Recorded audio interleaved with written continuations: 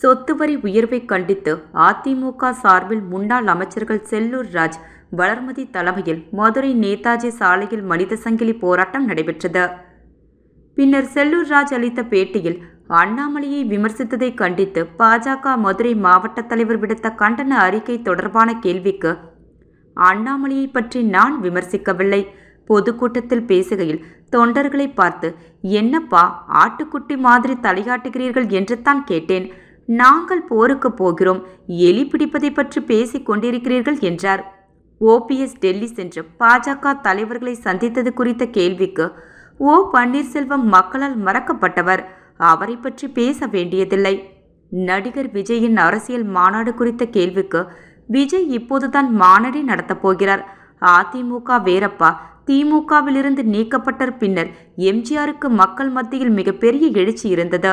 அதே போன்று எழுச்சி தம்பி விஜய்க்கு இருக்குமா என தெரியாது. விஜய் நிறைய இளைஞர்களை வைத்துள்ளார்.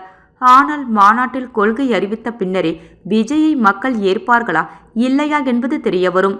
அதிமுகவிற்கு விஜயை பார்த்து பயமே இல்லை. விஜயின் கட்சியில் முழுக்க முழுக்க திமுக உறுப்பினர்கள் தான் உள்ளனர். அதனால்தான் திமுக தலைவர்கள் விஜயை விமர்சிக்கிறார்கள். பாவம் சின்ன பையன் விஜய், அவரும் வளர வேண்டாமா?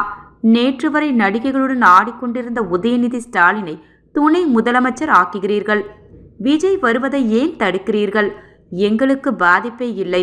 விஜய் கட்சியினால் அதிமுகவிற்கு லாபம்தான்.